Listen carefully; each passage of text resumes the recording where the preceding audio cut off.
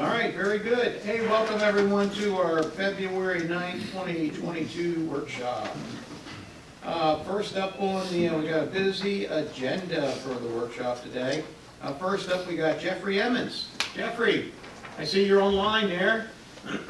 So Jeffrey's our new Senior External Affairs Specialist with Delmarva. Can you tell us a little bit about yourself? Sure. Good afternoon. Thank you for letting me come join and spend your time. The way is quick. So I'm Jeff Emmons. I replaced Linda Burris for Delmarva Power. So I'm now doing the external affairs for Power and for all Cecil County, including Elkton. A little bit about my background. I've been with Delmarva for about 4 years now, doing emergency preparedness, so all the storm prep for the company. And I'm also, prior to joining Delmarva, I spent about 10 years in the county government doing emergency management. So most of that, my time was up in Chester County, Pennsylvania, and so kind of out on the West Coast. So I know Linda's been a great support of the community, and I'm hoping to continue that relationship with Elkton. And I look forward to getting to know you, working with you. Do you have any questions for me? That's fantastic. Linda did a wonderful job for Delmarva. She represented the company very well, and we are certainly looking forward to meeting with you in person and seeing you in the town of Elkton. I'm looking forward to it also. Does anyone have any questions for Jeff? Yeah, Linda retired. Welcome aboard. Welcome aboard, Jeff. Thank you. Thank you very much. All right. Okay, next up on the agenda, we have a Southfields update. Mr. Ray Jackson is here. Good afternoon. Thank you for allowing us to come in. So I want to take a quick aside and give you an update. Last time I was here, we talked about our pending purchase of Patriots Glen Golf Course. I just want to let you know that we completed the purchase, so we're the owners of Patriots Glen Golf Club. A week or so ago, Mike Brown is actually here, and as I stated before, Mike Brown is going to be operating the golf course and the clubhouse for us. Mike's team has taken possession of the clubhouse and has started the repairs. We were able to negotiate an extended lease with the Homeowners Association of Patriots Glen, very favorable for both parties.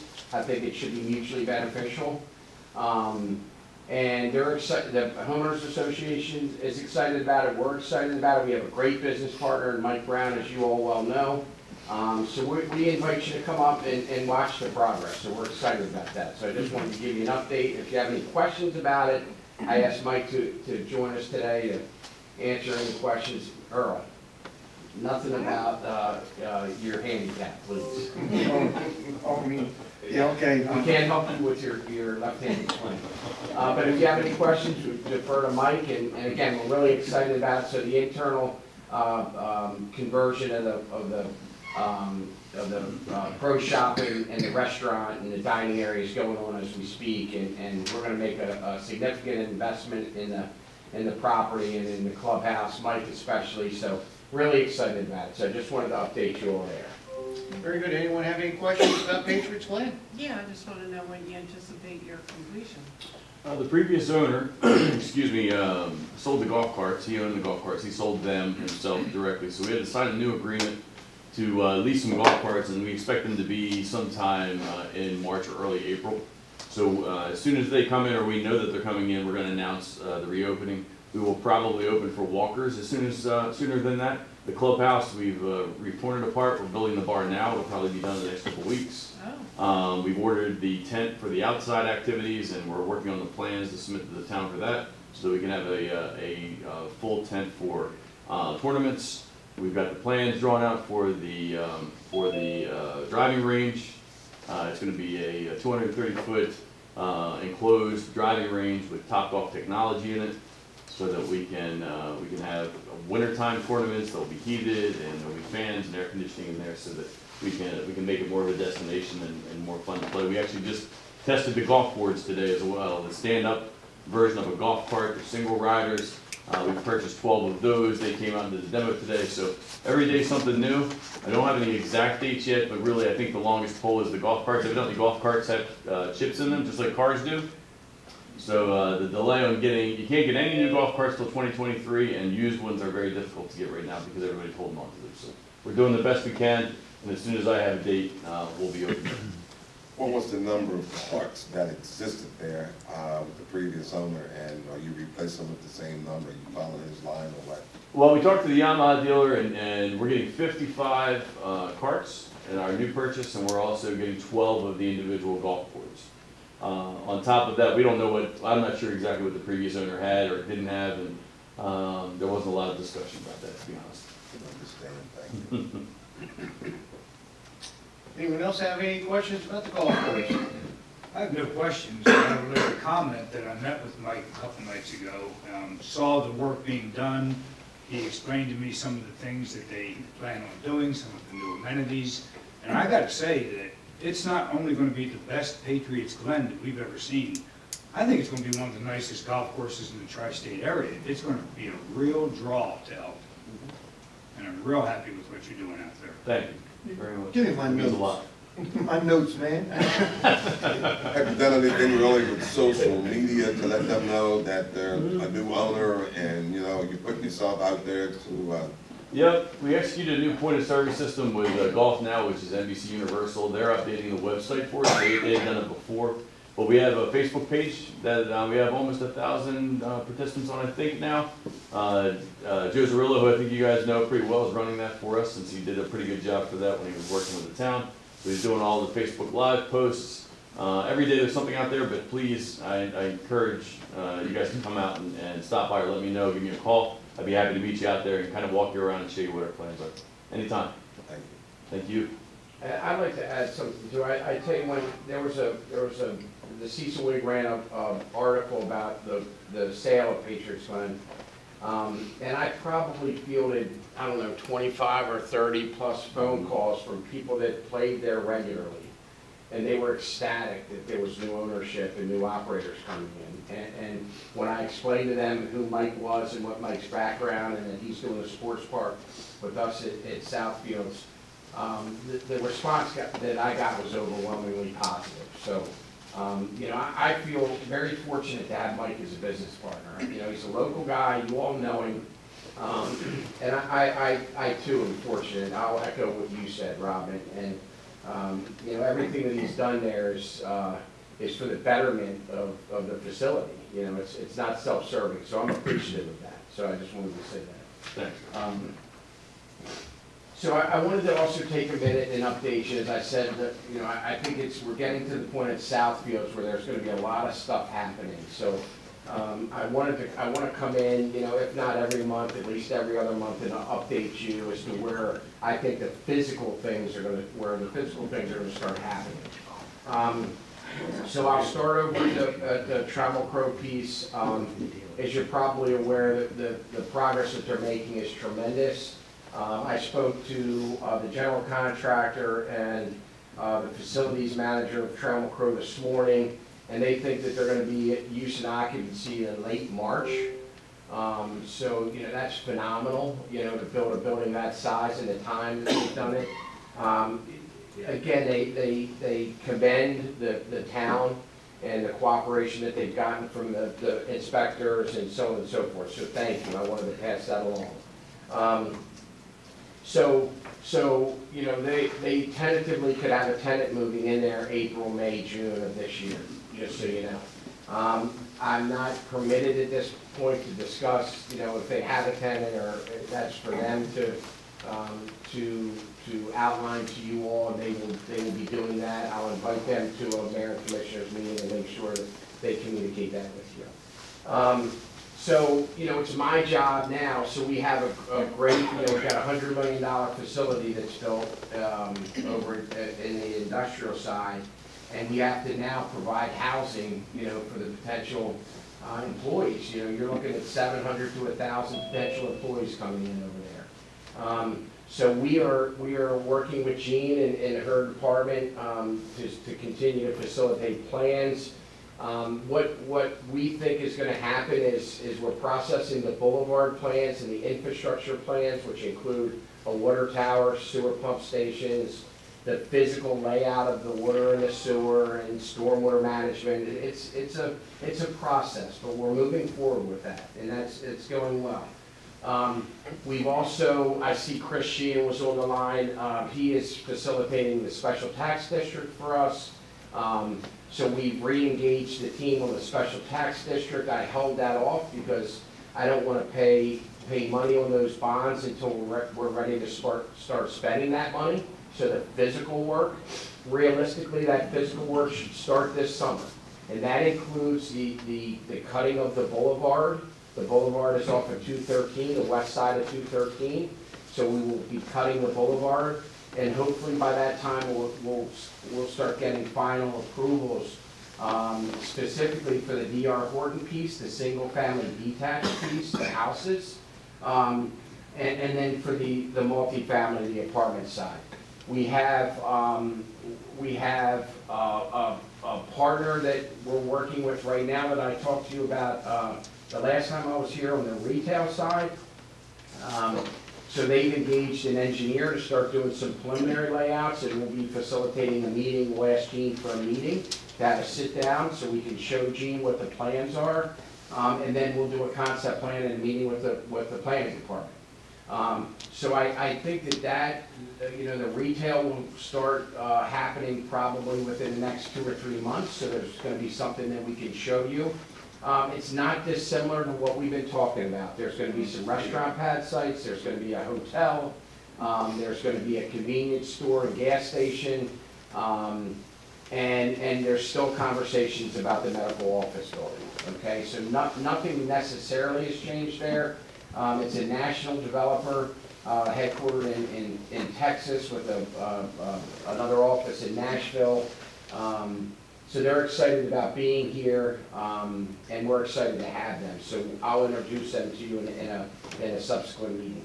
I would defer to Mike to talk about the sports complex, but I would say that his engineering is continuing. There's a lot of coordinated efforts between also all of the strategic partners. So the multifamily guy and the single family guy have to talk to each other because there's common stormwater management. There's tie-ins to water and sewer. It's a complicated process. So all of that's taking place. Mike has been incredibly generous again to work with us. We're going to use some of his parking areas for stormwater management for the rest of the facility. Mike has also helped us with the water tower facility. There's some easements in place where we're going to erect the water tower so we can get to it and construct it, and then they're, for general ongoing maintenance. So all of those processes are going on. So realistically, this summer, we would hope to be putting in the boulevard, to be starting erosion and sediment controls. You're going to see some dirt moving this summer, is what I'm saying. I will forward to you all the construction schedule, which is discussed on a bi-weekly basis with our team and the staff here in the town. The town's engineers are involved in those conversations. It's our hope that we'll have a lot of this work done fourth quarter this year. We need it because we need to start building houses. And the hope being that we will be base paved and have water and sewer capacity this time next year. Okay, so realistically, you've got a lot of site work that happens. I mentioned that grading, rough grading, stormwater management, sediment control. The builders will start coming in third and fourth quarter of this year, hopefully. So that's what the plan is. Retail will be, a significant time behind it, probably about a year behind it. So, our hopes would be this time next year, the retail would start rough grading and all. They've still got to go through the planning process, the engineering process. So that's kind of a general overview of what's happening. I've had some preliminary conversations with Gene, our group has, with regards to, the growth allocation acres, parcels A and B. That's still a work in progress. There's really no definitive plans there. I think what will happen is we'll start revisiting that in the next, a number of months. I don't want to overburden Jean because she's got a lot that she's looking at right now with all these plans that are going to start coming. So that's kind of where we are with regards to Southfields.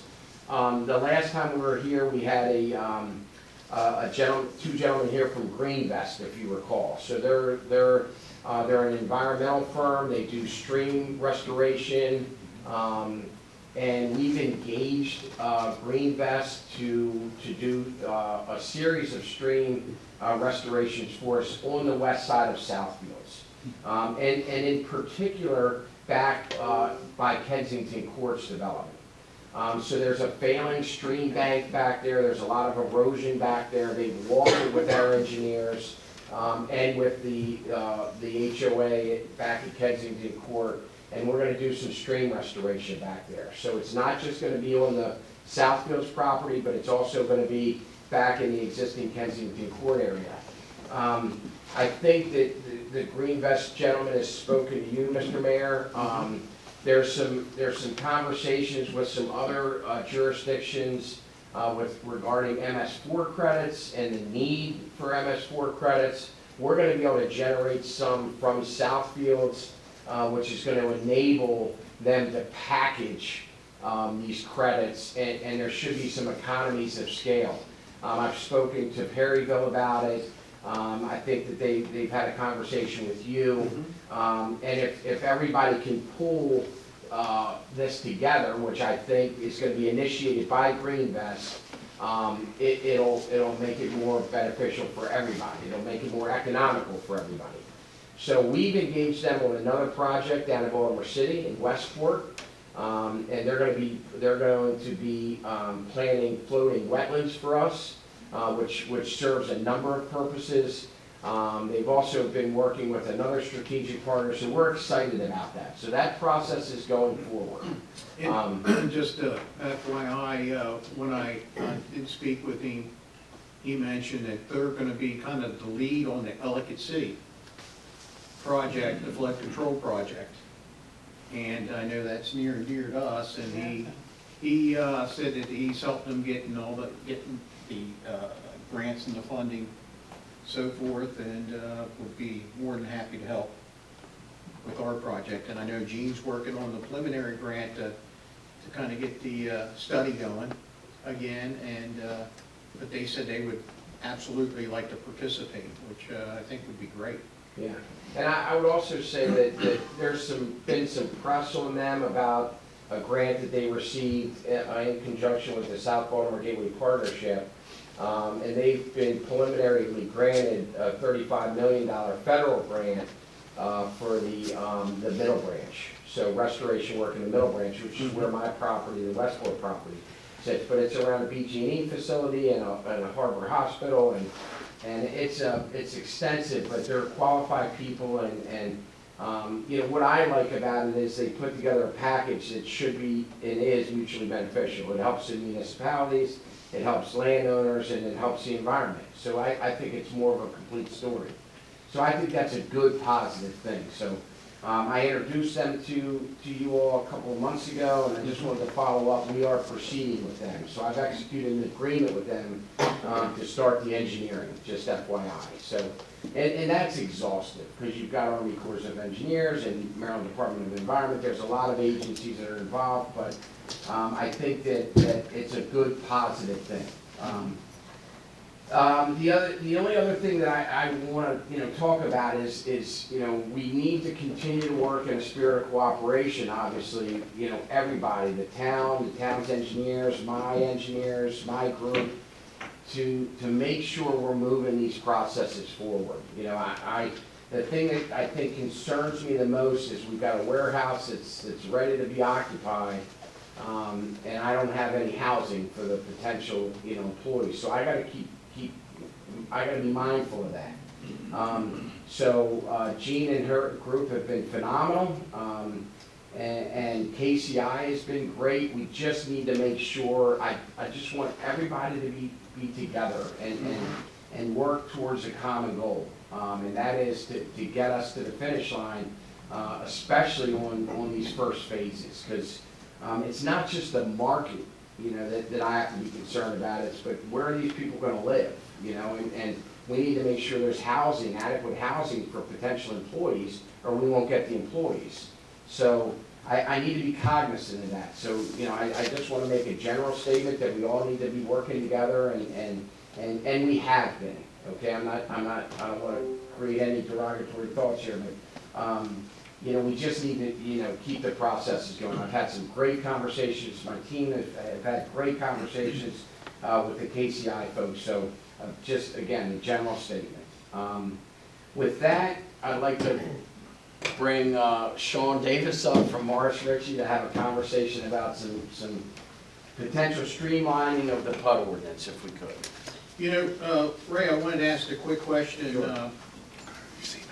When you're starting to do the DR Horton section, and I'm assuming even maybe the road going back to the water tower, I'm not exactly sure how that road goes up and around.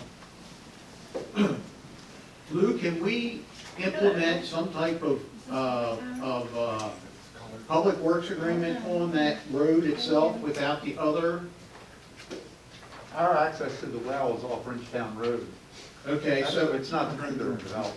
So I can almost foresee a little hiccup here, because the road, is it part of one of those sections, or is it a Well, the standalone? infrastructure agreement is separate and distinct. Okay, So I think that we've talked with Gene and we're navigating through that. I don't think that there's any hiccups with regards to a developer's agreement. I think that they've talked about it. Okay, they feel good. comfortable. Yeah. I know that there was a couple months ago, and I spoke, and I knew that there was a little bit of, I thought there was gonna be a little bit of a, about the road, but I'm glad it's. No, I think that everybody's cooperating, everybody's Perfect. working together. I did neglect this, that we did deed over the well in the water tower area. Perfect. Just so everybody knows, I worked with. And how's the water tower coming? Is it, are you guys are, is it moving forward? I'm assuming it's moving. It's long. Okay, is It's it, long. okay. That's the problem. We talked about it a year ago. So these are the things that we need to address. So I brought a couple other people on staff. I mean, we're, you know, it's a lot of work, you know, it's a lot of work for Gene and the people here at the town. We just have to work together. I wish that, you know, I wish there was an easy answer for it, you know, but I need all hands on deck. I need all the help we can get. You know, I've been appealing to the KCI, and I think that everybody's trying to work together. You know, that would be my general statement, but I just need to make sure everybody's cognizant that we need cooperation and we need to be a team, which is what, the very first day I sat at this long table here, I said, if this isn't Team Elkton, we're all doomed. And my fear right now is we've got a warehouse and we're gonna have 700 to 1,000 people, and we don't have any place to house them. And that causes a problem for the potential employer, and it causes a problem for us, you know, because there is a market, and we gotta be cognizant of this, is what I'm trying to say. We're moving forward, that we've got state highway access, we've got all kinds of good, positive things happening. And there's light at the end of the tunnel. We just need to stay on it and get it finished. So I'm appreciative is the message that I want to deliver. Perfect. John, how are you? I'm well. Good to see you. Been too long coming out of hibernation. Yeah. I think the next thing on your agenda was the request of the town of Elkton's PUD ordinance. And I've given you a copy of what we have submitted. I think our purpose here today is to get the referral down to the planning commission so we can work with Gene and his staff in reviewing our proposed modifications to the PUD with the planning commission and the public, in an expectation to come back before you for review, public hearing, and adoption. Okay. I think what we're asking for today is really the referral to the planning commission. Okay, and we got some highlighted areas here. Yep. You want to go over each of them if you could with us and tell us what your thinking Yeah, is? I've read through it, but I still need clarification. Yeah, Sure. I'm So- not an engineer, so. Now, so if you turn to page 11-2, Roman numeral 11-2, We're asking to strike a specific paragraph from the minimum area for a PUD. The purpose of that was included by a single person for a very specific reason, which is no longer applicable. It was involved in the sale of the property. And so it's no longer applicable. It was really a very unique situation. So we're just asking, we don't believe it's necessary. If you continue on to page 11-3, in the bottom, we're proposing specific recommendations to the modifications section of the ordinance, allowing more flexibility for modifications based on kind of market conditions and what we've experienced over the last couple of years. And so we're asking to strike certain provisions of that particular section. On page 11-4 at the bottom, you'll see in area F, we're again asking to strike modifications to the critical area district because those are contained in the critical area district regulations, and it's just duplicative here. Anything that would be proposed in a PUD is within the critical area would have to meet all the critical areas regulations and modification standards. Probably the largest recommendations that we're requesting are on the residential requirements, changing the mix and percentage of single-family homes and townhomes and condominiums that are necessary. And then subsequently in section, again on page 11-5, section 15, really clarifying the open space requirements and the active open space requirements. There's been a lot of discussion with the town when it's come in this very specific plans that we've submitted, for example, in parcel C for DR Horton. What is the standard? And so we're just trying to clarify it for everybody so there's no ambiguity. And that's fundamentally it. That's the rest of the PUD ordinance. We're not proposing to modify any of the architectural standards or approval processes or anything like that. I would summarize it in three basic asks. One is to just simplify things to provide flexibility for the staff and for the applicants. The second one is to address the required residential percentages. And the third is really to discuss and outline very specifically the open space and active recreation area requirements for PUDs. Sean, these changes you've already talked to Gene about, right? I have not had an opportunity. Yeah, that's why I wanted to ask this before. Yeah, so, Trying to follow with this. I'm sorry. The reason why I was there, that her being back there, I was just wanting to check and see, when you said you strictly. These are our recommendations. Okay, all right. So the process, as we understand the process is, we make the request of you, it's deferred to the planning commission for detailed discussions, and then the planning commission makes a recommendation and then brings it back to you. It's during that planning commission process that we'll work with Gene and with Lisa and with everybody to kind of hammer out some of these details. And the goal here is really strictly the introduction to be referred to the planning commission. Gene, do you see any reason why we couldn't refer this to the planning commission or to planning staff to let them work these things out? Of course, it would be this board's call as to whether they want to, are you requesting an endorsement from this board to make these No. changes? Okay. No, I'm just asking, Okay. all we're asking for is the referral to the planning commission Okay. so that we can deliberate. these. We can't go and ask the planning commission. We have to come to you first. Yep. We're asking you to refer us to the planning commission. The right thing for us to do is to get referred and then to have an open dialogue with Gene. We're trying to follow the rules. I agree with you 100%, because I want to get it resolved before it actually goes to the planning commission. You Yeah, know, I that's know right. they have the final say, but I kind of feel like we flipped this just a little bit, or not flipped it. I think you're doing the right thing personally today, but I think it should go to our team first, not from us to the planning commission. Here's what I would have done, here's what I would have Okay. done. I would have picked up the phone and I would have asked to sit down with Gene and say, Gene, let's talk about this. Let's see if we can resolve this. Unfortunately, there's a set of procedures that certain people want us to follow. So I'm gonna follow those procedures. Okay. That's all. Well, you're here, it's Yep, great. exactly. You're here, but I'm saying from my perspective, in my opinion, and I could be one of, 5, I would like for our planning and zoning department, our engineers, public works department involved in reviewing these, because I'm not sure how far along they've even come with this. And then maybe to let us know that there is something we do want to pursue with the planning commission. And how, you know, what they agree on, that they've smoothed it out, that they don't have any issues. And then, see, that's the technical board. I see it. There's the technical, educated people who are professionals in this area. And then it goes to the planning commission, who are our peers. Could I ask this, that would it make sense to get everybody in a room together? No, And, okay. I don't think that would be Okay. appropriate. I don't, personally, I don't Okay, think I'm it would just be asking. appropriate. That's Now what- that they have this, because I'm not sure how far along they've come on review of your requests.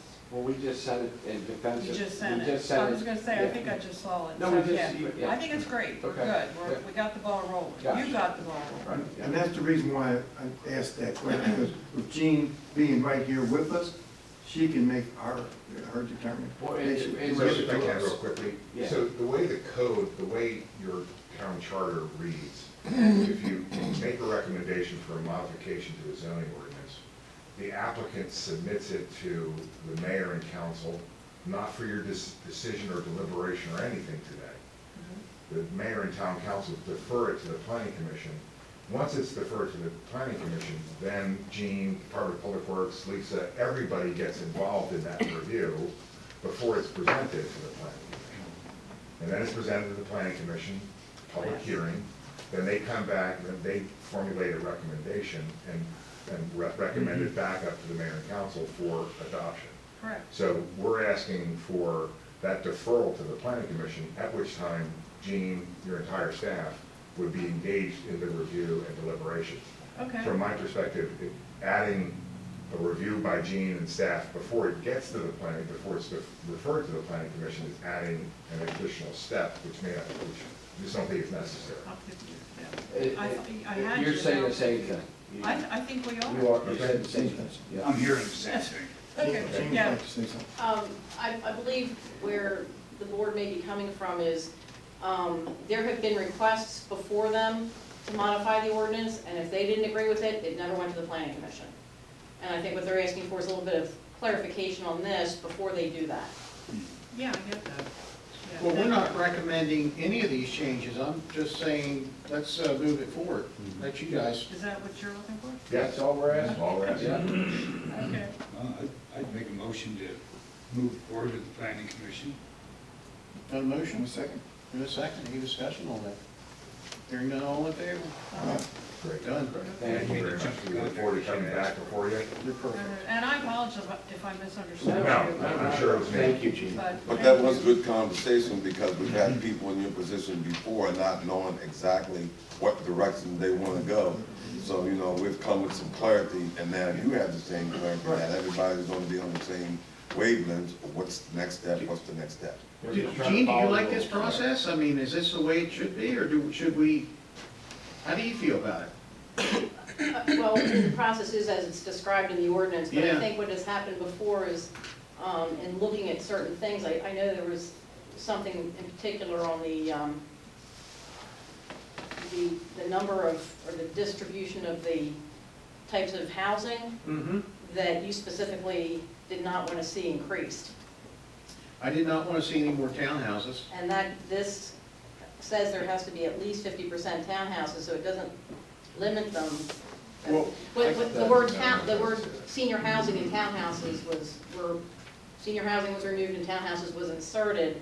And when we said at least 50% of the total units shall be single-family detached condominiums and/or senior housing, it was because we wanted to see more of that type of housing in the town. So at least 50% of a new PUD would have to have single-family detached condominiums or senior housing. They've removed senior housing and put in townhouses. And that's one of the concerns that I have. And let me. Well, I was just saying, my whole comment is that we're just referring it to Right back to you. It doesn't, I mean, I kind of think it's, we're looking for your advice to come back to us or go to the planning board with. Yeah. Do you feel that? I mean, that's how I kind of feel. I It feel the has to same be way. reviewed. It Yeah. has to, technically, because no one on the planning commission is an engineer either, Yeah. or If that makes has sense. the expertise. And then you guys will make a recommendation. Sure. Yep. I just had seen something that you specifically commented on before, and I wanted to bring it to Yeah. your attention. I really appreciate it. And that's a good point, because I myself, even though I won't be reviewing it this time, why was the senior housing removed, so she can make that determination, I not. guess, in Yeah. consult with you all. So And that'd that's be part of yours. the dialogue. That's That's right. where we have to be Now able, you can tweak things. and that's exactly right. In all fairness, the word condominium in your ordinance, it means townhouse, just so you know. So there's things that you guys need to clean up, and we're gonna sit down, and we're gonna try to clean up together. This is the discussion that I wanna have with Gene and staff, that's all. And that's So- true, because now you'd be using the same language, even though one might say one thing, the other another, but yet, when you come together, it all means the same, so. And we need to clean it up. Right. It I agree. serves multiple purposes. This is not self-serving. So I think that now we have permission to start the process. We're respectful with Gene, get everybody's comments, and then it gets tweaked. And then we go to the planning commission and they tweak it again. And then we come back to you and ask you for specifics, Right. right? Right, makes sense. Yep. All needs to move forward. And that's all we're trying to do now. Very good. Thank you. Thank you very much. Thank you, guys. Thank you, Good to Gene. see ya. Thank you. Let's get those Thank you, Mike, houses for built. coming. Thanks for having me. Let's get those houses built. We're trying. Let's get that water tower up. Come on. Weren't you a welder at one I time? can get it. I can get it. Okay, next we've got the critical Thanks. area map amendment update. Who am I speaking with on that one? Gene, were you gonna do that? I was gonna ask, is it Lisa? Is Lisa doing the presentation from critical area? Yeah. Hey, yeah, Lisa. I'm here. How are you doing? Can you give us an update on the critical area map? Yeah, I am getting, when I try and share my screen, it says disabled attendee screen sharing. Hang on one second. We'll get you where you can show it. This may take a second, so bear with me, okay? Try again. Lisa, can you do that again? She won't be able to hear me, Mayor. Can you ask her to try to share again? Yeah, can you share again?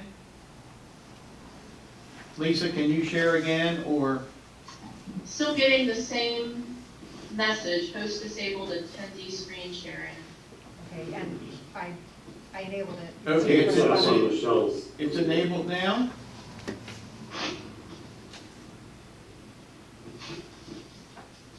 Hang on for me. Okay, here we go. Is that working now? Working? I Can you see my screen? I can't see it. Maybe that would have to be, Can you see my screen? No, it's still sharing shelves.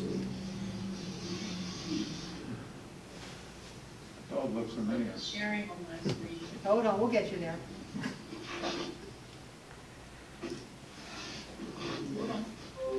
of all participants.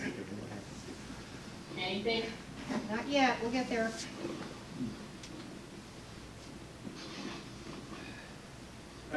Still shell screen? Hit where the zoom is, down there at the bottom, yeah, there should be two screens there. If you click on View Options, you'll have the choice to view different screens Okay, up at the top.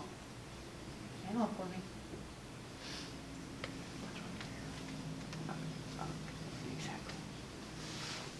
Hey, that I'm sorry, Okay, hang on just a second. everyone see the screen now? Yes. Okay. About all Well, participants. good afternoon, Mayor and Commissioners. My name is Lisa Herger. I'm the Mapping and Regulations Coordinator. I work for the State of Maryland, the Critical Area Commission for the Chesapeake and Atlantic Coastal Bays. Gene Minner had asked us if we would present to you a brief presentation that explains the map update, why we're doing it, and how we did it, and what the next steps are. So before we go any further into our process, she wanted us to give you an update. Okay. So I'm going to give you a quick briefing on the critical area program for those of you who either aren't familiar with it or it's been a long time since you were engaged in any type of critical area discussions. The critical area program was enacted by the Maryland General Assembly back in 1984. So we're getting close to 40 years now that this law has been in place. And what precipitated it was the document that you see on the right of your screen called the Chesapeake Bay Program Findings and Recommendations. And it was published, as you can see, by the EPA. Mayor, I'm sorry. And this was done during the late 1970s, early 1980s. She thinks we can see her screen. What it found was there was significant declines in both the living resources in the bay, the water quality, and habitat around the bay. And those are the things that we all know and love and hold dear to ourselves. You can see the bottom of your screen, which is the fish resources and the oysters and the crabs. And we discovered that, these declines had to do with what we were doing up on the land. So the program is a land use and resource protection program, and it's implemented through local zoning codes, like the Elkton code, and some of the other jurisdictions around the state, which I'll show you in a minute. So it involves regulatory requirements, which typically Lisa, can you hear me? go hand in hand with your zoning requirements. I don't think she can even hear me. Lisa, can you hear me? Hey, Lisa. I hear you a little bit. Okay, yeah, we're still having problems trying to find your screen. Oh. Bear with me for a second. Mike, do you know how to? Okay.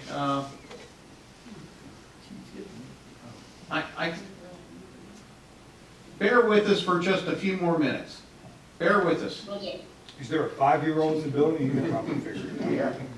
Yeah. Telephone. It's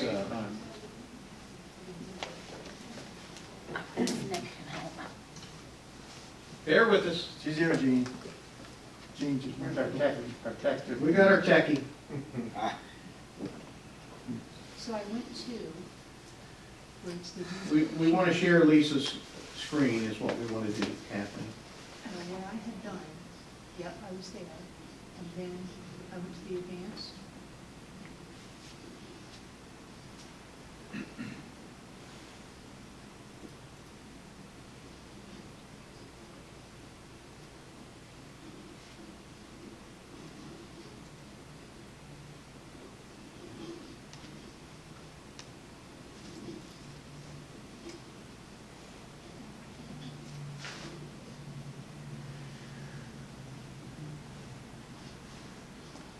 Who is Sharon? And the second one, her name is Lisa? Okay. So Lisa, can you try sharing your Lisa, screen? can you try sharing again? Yeah, I'll stop sharing. We got it. I think, oh, no, we don't. No, we don't. Okay, go ahead. There it is. Is that it? Now we There got it. go. All right, Thank you perfect. very much. Thank you. Okay. Thank you. Do you need me to start over or just keep going? No. No, just keep going. Okay. So the next slide I was going to show you is where the critical area is located in the state, just to give you a perspective. So it only applies to the counties and towns that abut the bay or its tidal tributaries. So all the counties highlighted in green do not abut the tidal tributaries, just the counties in blue, which include Cecil County and the town of Elkton. And then what you see in yellow is the 1,000-foot ribbon around the bay and its tributaries. I know it looks small on the screen, but that represents about 11% of the entire land area of the state of Maryland, which is about 680,000 acres. So this just gives you an idea. You can see the lower shore, there's a lot of yellow, that's Dorchester County. They have a lot of tidal wetlands that cut into their critical areas. They have a lot of critical area in Dorchester. And then it even extends down to the Atlantic coastal ways down by Ocean City. So one of the main reasons is why are we updating now? And there's a couple of reasons that I can tell you about. One is when the commission formed in 1985, after the law was passed, they had to establish maps so that the counties and towns would know where the critical area is within their jurisdictional boundaries. And the only maps that the state of Maryland had available to them at that time that showed any type of aerial topography were these 1972 state tidal wetlands maps. And this is an example on your screen of kind of what they look like. They're usually very blurry, in black and white, and they were not ortho-rectified or georeferenced to take in account the curvature of the earth. So when the boundary was drawn from the edge of these tidal wetlands that you see kind of outlined in black and then outlined in yellow here, they were often done by hand by local planning staff or our staff. So there's inherent inaccuracies with this 1,000-foot boundary. And then we also know that since almost 40 years have passed, there's been, in some areas of the state, not everywhere, extensive changes to the landscape or the shoreline itself, which could change where that 1,000-foot boundary is drawn from. So the 1,000-foot boundary is drawn from either the edge of the shoreline, mean high water line, or if there's a tidal wetland that goes beyond mean high water line, it's drawn from the most landward edge of that tidal wetland. And Brian's going to talk about that in just a few minutes, about how we did the mapping. Another reason we want to update now, and I talked about how these 1,000-foot boundary lines, they're not consistent or uniform around the states. We're trying to get some consistency. It's been the industry standard for many years. For the engineers and planners out there, they rely on the geographical information technology or GIS technologies that are available online. So the state of Maryland is catching up.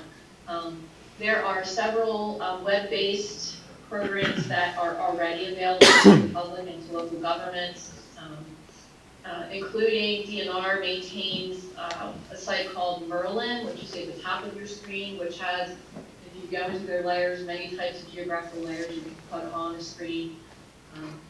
Also, the Maryland IMAP system, which when Elkton's maps are officially updated, will be on this system, and they'll also be reflected on the Merlin system.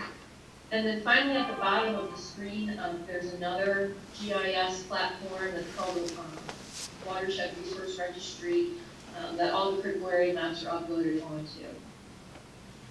And finally, we were required by the General Assembly to do the map update. So way back in 2008 now, there was House Bill 1253, which was an omnibus bill regarding critical areas. So it did a whole lot of things to our law, but one of the components of this large bill was to update this 1,000-foot boundaries. So we've been working on it since late 2008. We're finally getting around to your part of the state. And it requires us to work cooperatively with local governments, which, you know, Jean and Nick have been fantastic, by the way, working with us and helping us to resolve issues or questions that we have when we get stuck. And Ryan will talk about that in a minute as well. So here is one of the things Jean asked me to do is tell you where we are in the process. So we've gotten to the point where we have mapped where we are certain the edge, current edge of tidal wetlands and mean high water line are within the town of Elkton and the tidal tributaries. Then we've generated 1,000-foot boundary line to show where the line should be. And then we have overlaid that on maps that show where the existing town boundary is, so we can see where there's a change, whether it was an increase or a decrease. And so what we do at this point is we send letters to those property owners within the town boundaries that are affected by a 1% or greater change on their property. So if that 1,000-foot line moved on their property 1% or greater based on the size of their lot or parcel, a letter will be generated. A copy is up on your screen, and I've sent to Jean. This is a draft letter, hasn't been sent out yet. And it explains to the property owners what is happening on their property, and you can see on the left side of the letter is a customized image of that particular property for that property owner, outlined in blue. It shows the proposed line and the existing line, how that affects their property. And then there's other things that you can do. So the image at the top of the screen, you can go into a web-based platform that Brian will talk about, and you can get some more information about your property there. So that will be the next step. And then we let folks get in touch with us either via email or phone call or through our website, which we can talk about too. So the main thing that happens after folks get a letter is, what does this mean for my property? Why are you sending me this letter? why are you doing this? So the critical area line is being changed on somebody's property. It's a gain, which means they're coming into the critical area either for the first time, or in the case of this property, there's a gain of critical area on their property. And what this also, the information that's also in here is it tells you what the critical area designation is on your property, and these are similar to zoning categories. They overlay your underlying zoning within the town, and it instructs the planners what critical area regulations will apply on this property. In this case, it's red, so that means it's an intensely developed area, IDA, and generally that means that if someone would go into the planning office and apply for a building or grading permit or vision plan, that critical area designation is going to guide what critical area rules would apply. So we give an explanation of these in the letter that we send.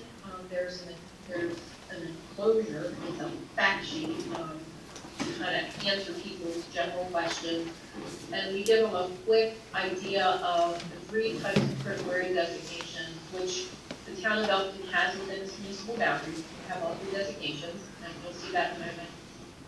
And what it means if your lot or parcel is mapped either an intensely developed area, limited developed area, or a resource conservation area.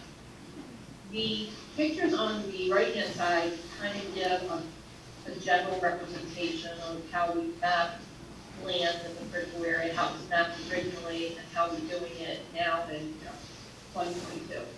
So intensely developed areas are places like downtown Elkton, downtown Baltimore. They're highly intensely developed, have lots of impervious surface lot cover, high density. And so they get the intensely developed designation. The mapping standards for this are outlined in the town code as well as state regulations. Limited development areas are the more suburban type areas, a little bit lower density, there's a little bit more natural landscape going on. And then finally, resource conservation areas are places where we have farms, open space, wetlands. And that's kind of what constitutes an RCA when we do the mapping.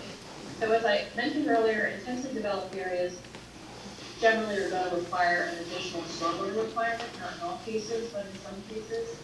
When you get to limited development areas or resource conservation areas, there is a lot coverage limit on those properties, and then there can be clearing limits as well. The resource conservation area has an additional requirement, and that is there is a density restriction of 1 dwelling unit per 20 acres. So that is something that would be looked at if somebody made an application. Again, these changes don't affect anyone unless they're proposing, something in the future on their land. So folks who have existing development on their lots or parcels, they're considered grandfathered, they've been there. Nothing is changing with regard to the status of the development on their property. It would only, the regulations would only kick in for these folks if, in the future they would, put a building permit request in a building permit or subdivision request. So I'm gonna unshare my screen so Ryan can share his, and he is going to discuss with you all how we actually did the mapping.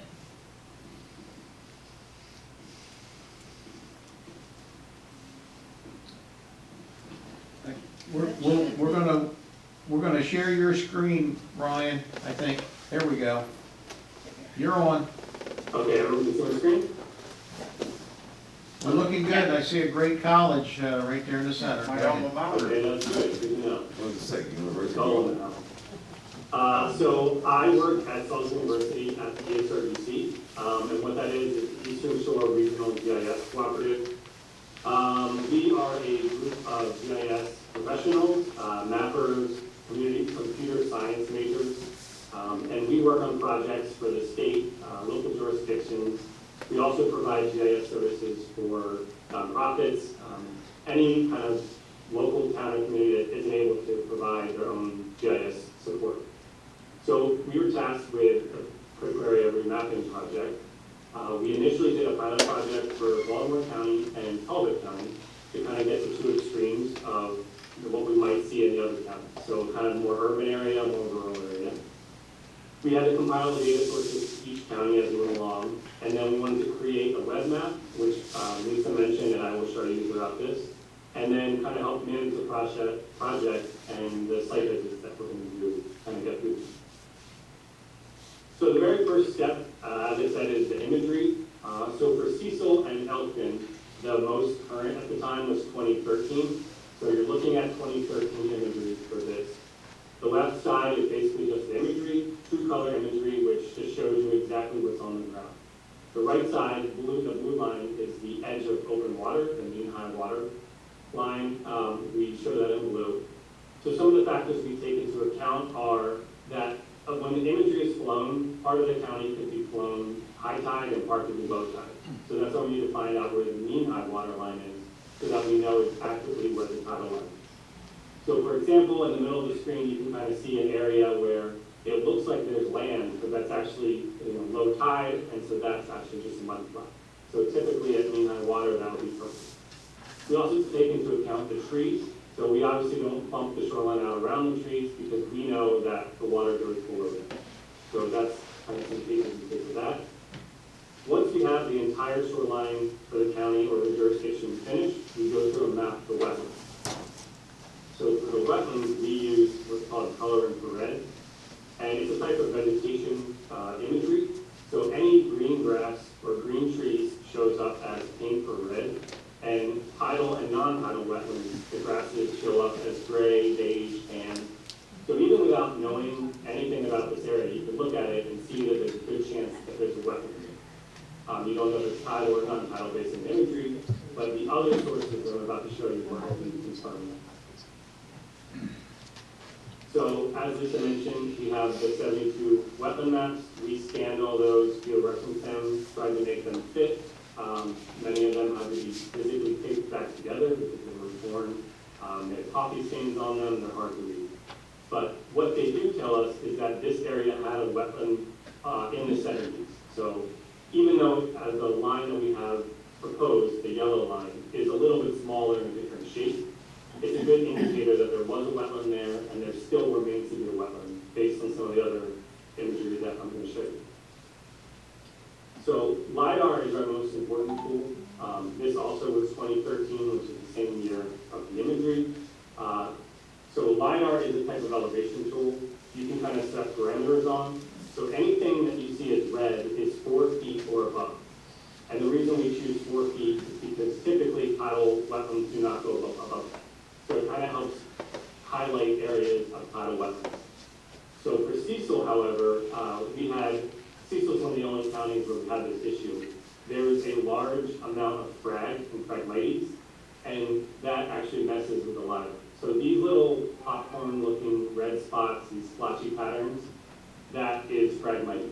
So even though this area is tidal, it shows up as higher than it is.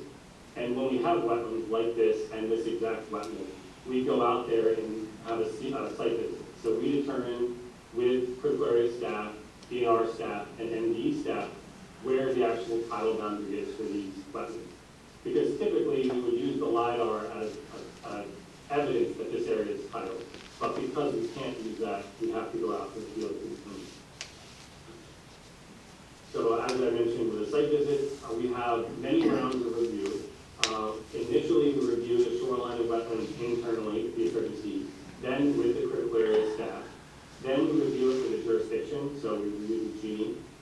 We also then set up reviews later on with the visitation. And as we're reviewing the shoreline and wetlands, we set up any of those site visits that I talked about. So we go through, finalize all of the review points for shoreline and wetlands, and then create the quote-unquote final layer of shoreline and wetlands. And so from that is when we draw the 1,000-foot boundary to the proposed boundary.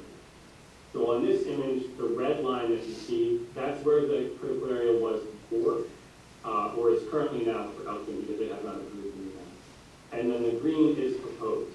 So you can kind of see some areas of change, a loss, a small gain, a little bit of gain in downtown Elkton, and there's a loss here. And I'm going to go into each of those real quick. So for this first one, this channel that goes through here, there was a large loss in the tidal extent.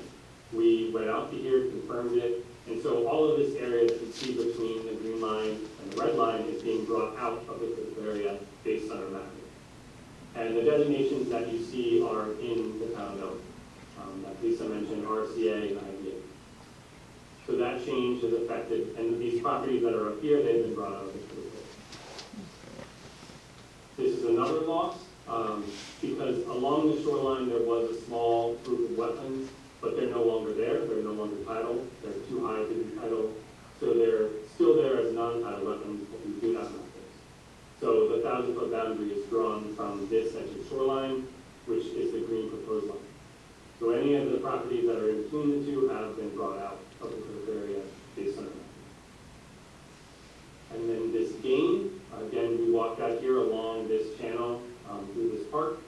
And before it was, I believe, around here, it was a pilot extent, and it extends now past the road, which is why there's a change. Majority of this park has been brought in, but a few properties have been brought in along. So overall, once we have, again, finished the site visits, we go through the designation reviews, we finalize them, and so where we are in the stage now is that we have, again, a quote-unquote final proposed map. That doesn't mean that changes can't still happen, and at the public notification process, if someone comes up with a concern, then we can address it, and if the county or the Elkton wants to change anything, we can walk through that process. So this is not a final map, but this is our proposed critical area map for Elkton. So the green is a 1,000-foot boundary, and then all the designations you see, RCA, LDA, and IDA, are as shown. So as Lisa mentioned, we are notifying any of the properties being brought in to the critical area with a 1% or more. And I'm going to show you real quick the web map that all of those properties will be sent to, and you yourselves can look up now. So if you either Google critical area mapping, or you go to the DNR site, critical area, you can select the mapping tab, and that will take you to our web map, which is this blue little box here. And also this little YouTube video that you see below it, that is a recorded session that Lisa and I did that will, is similar to what we're doing right now, to kind of inform the public on what the mapping project is, what effects they may have to see in their own property, and any questions they have on who to contact. So once you click on the web map, you select Cecil County, and you can go to Elkton. The easiest way to find the property is the address. It's also possible to look for an account ID or a map number. However, those are a little bit harder for people to find. So the easiest thing is to find the map, or to find the address. Once you type in the address, it will pop up. And as Lisa mentioned, it will show you the current boundary and the proposed boundary. It will also give you a percentage on how much the property is in the critical area. It also will give you the designation for that area. And then it will also give you information on the tabs to the left on what each designation means and what status is for each county in there. And so that was a very quick walkthrough. I know we don't have a lot of time, but we're both happy to take any questions on the mapping, regulations, what this means for Elkton, or the next step. Thank you, Ryan and Lisa, for that presentation. Will you be able to send this PowerPoint to us so we could review it? Absolutely. Perfect. I guess you would probably have Jean Minner's email address, and then she could forward it on to all of us. But it certainly helps. It's interesting to see how that's certainly done. And I can see in our downtown area, which we see every day, certainly how it's changed the critical area. Does anyone from the board have any questions or comments for Ryan or Lisa? Jean, you have any questions? No, I thought it would be helpful to have a presentation, because they're at the point now where they're going to send letters out to folks whose properties will be affected. Yep. And the first person they're going to call is you all. So I wanted to make sure that you understood what was going on here before you get that phone call.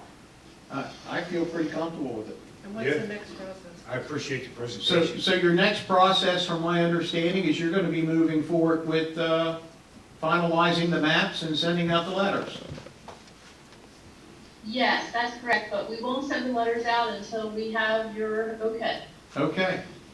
Well, we'll have that okay to you shortly. Thank you. Thank you guys so much. It was a great presentation. Yep, Thank you. Have a Thank good you. day. So then we'll have to, once the maps are amended, we then have to adopt the new maps, formally Gotcha. adopt the new maps. Public hearing? Yes.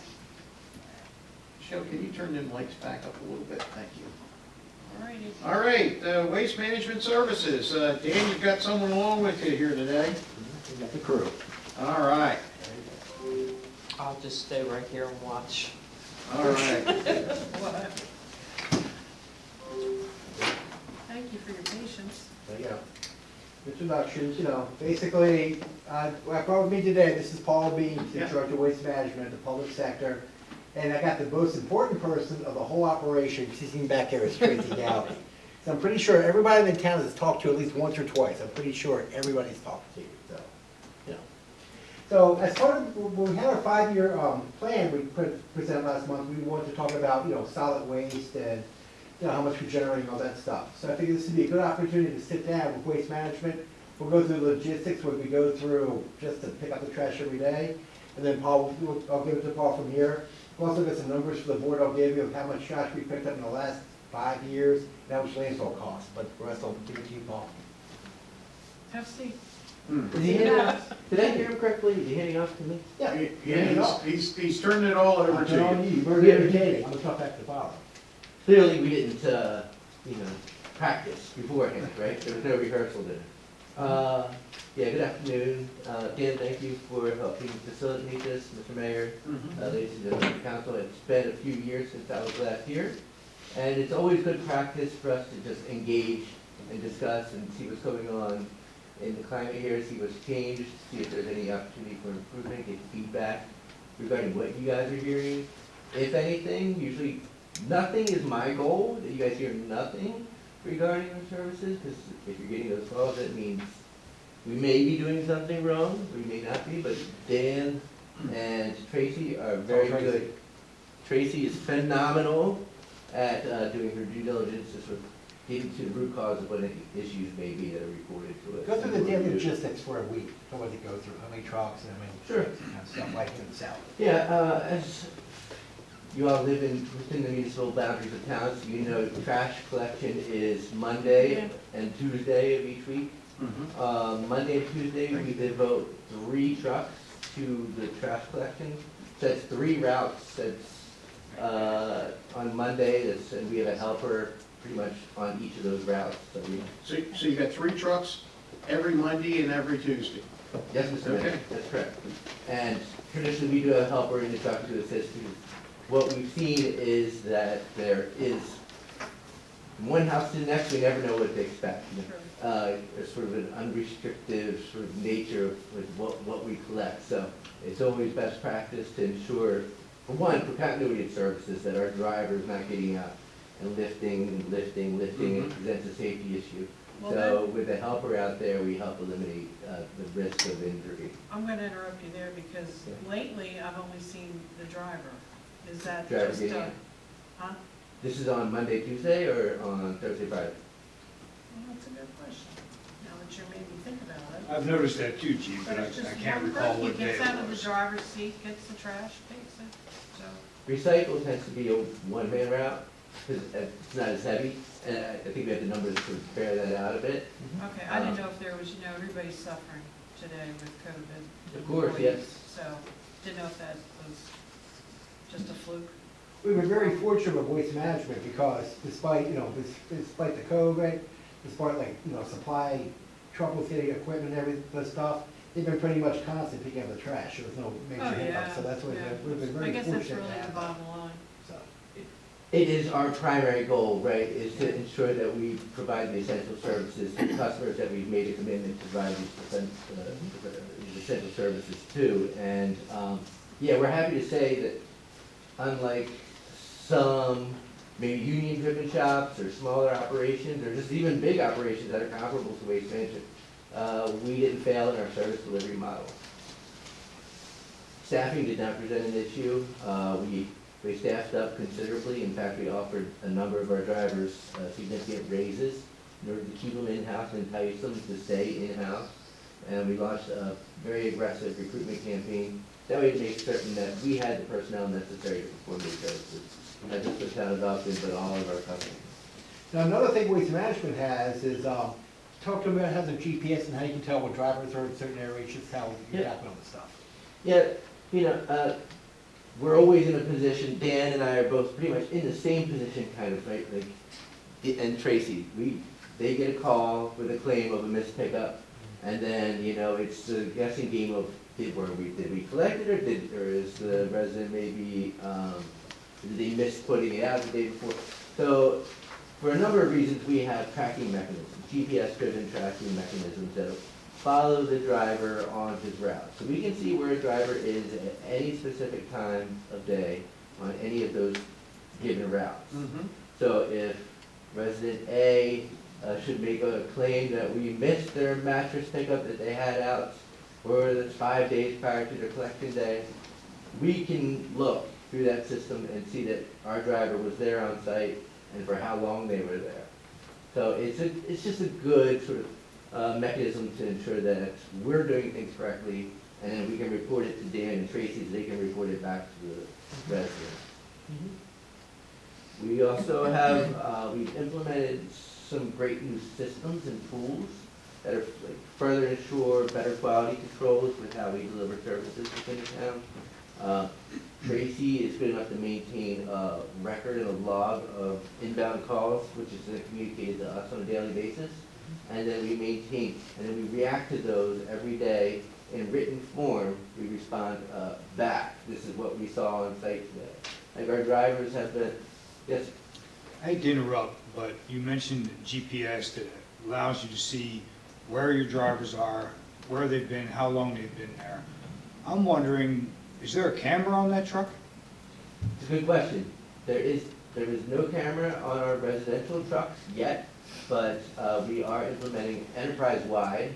I don't know the target date, but all of our residential trucks at a certain point within the next couple of years will have that function. That could certainly resolve any disputes between your company and your I couldn't be more customers. thrilled about it, because, I don't just defend Waste Management, I also love the opportunity to see the footage to say, hey, look, we made a mistake, here's the proof. So, these tools are used for both of those concepts. Thank you. Where was I? Dan was concerned that he may ramble, and here I go rambling for him. Yeah, You're welcome, sir. But I think I was going in the direction of controls. Our drivers also have a system, it's called Fuse, I won't bore you with the details. And the GIS mapping, that's a tough act to follow, so, so I know you guys are already bored with my presentation comparatively speaking, but this Fuse system is pretty amazing. It's a system whereby a driver can note, okay, at such and such location, there was no trash out, there was no recycling out, or there was trash that represented 90% of what was in the recycling bin. So those sort of notes are then shared through the daily communication process that we maintain with Public Works. So that way, when that resident calls in, Tracy has the information necessary to give that resident immediate feedback, which we found to be an incredibly effective tool. Am I wrong? Works very good. The other purpose we're here today is, Before you go any further, you're talking about all these calls. I don't think we've been privy to know what the amount of calls are, or what is the gist of the major calls that you get back. Somebody, as you were just saying, could say, my mattress wasn't picked up, my trash wasn't picked up, this was left down. So what is the gist of the calls? Tracy, all you. I can tell you that this week, Commissioner Gibbons, we had no calls, no missed trash, no nothing not picked up. That's good. Average, Mondays aren't really bad. It's my Tuesday route, and that's usually when it's up into the Chapel Run, Grays Hills, Buck Hill Farms area. That is where I get my calls from, and a lot of what's up there, it's, my trash wasn't picked up, then Wednesday I'll send Waste Management back, and what they find is it's a toilet, it's a mattress that hasn't been bagged, or I'll even send Dan out, hey, go see what's out there. I would say the most calls that I get in an entire week to include trash and recycles is probably 5 or 6 calls. And it's usually, like I said, missed trash and a lot of times, right now, we have a couple stops that the drivers send the photos up to their supervisor, to Margaret Applegate, and Margaret says, hey, she'll give me the address. Here's a picture. It's 6:35 in the morning, there's no trash out. If that resident calls me, I document it, but I'll tell them, at 6:35, sir, your trash wasn't out, or your recyclables weren't out. The mattress isn't bagged. Come down here and get a bag. You know, of course, can I ask a couple questions? Yeah, before that's you- okay. while we're rolling. Mhm. I have one question I have is with recycling in general. I'm a little bit confused when we take this recycling to the landfill, does the landfill separate this in different areas, or is it all in one area today? They put it on one area. So, is recycling even recycling? No, I think, if I may, I think, yes, no, it's not, recycling is kept in one area, but it's separated from the trash. So absolutely, yeah, so recycling is recycling. Okay.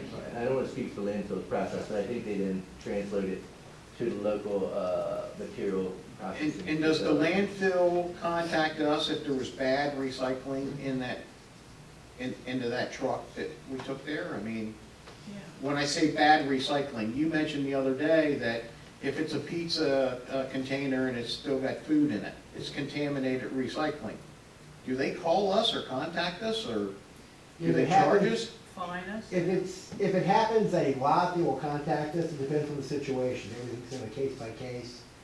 And going back to recycling, recycling is a problem that landfill also has the same type of situations we're having now, where now, back probably, if you go back to the chart here, like 2017, when it was like single stream, didn't really matter. You could put things in grocery bags, went to the landfill, wasn't that big of a deal. Then what happens is, when the price of petroleum went down, all the recyclable material they're making the plastics, that wasn't as popular anymore, so that kind of dried up. And then they got the problem is, what do we do with all this material they don't use?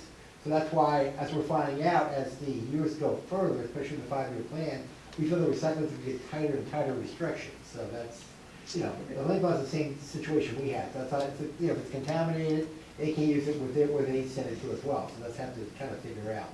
And we're not the only jurisdiction that has this particular issue, so. Absolutely not. So, I'm looking at the chart of the town of Elkton, our refuge collection, and the amount of tonnage of trash that we're picking up over the last 3 years has gone up significantly. Now, when I look at this, what bothers me, when I see this, not from a waste management side, but I look at it from, I don't see our growth in our town during these years to be allowing the growth of the trash going up. I mean, I should be able to see my water and sewer bills increasing at the same rate maybe as my trash. I mean, is what I'm looking at. And it looks like, why are we picking up so much more trash over the last 3 years?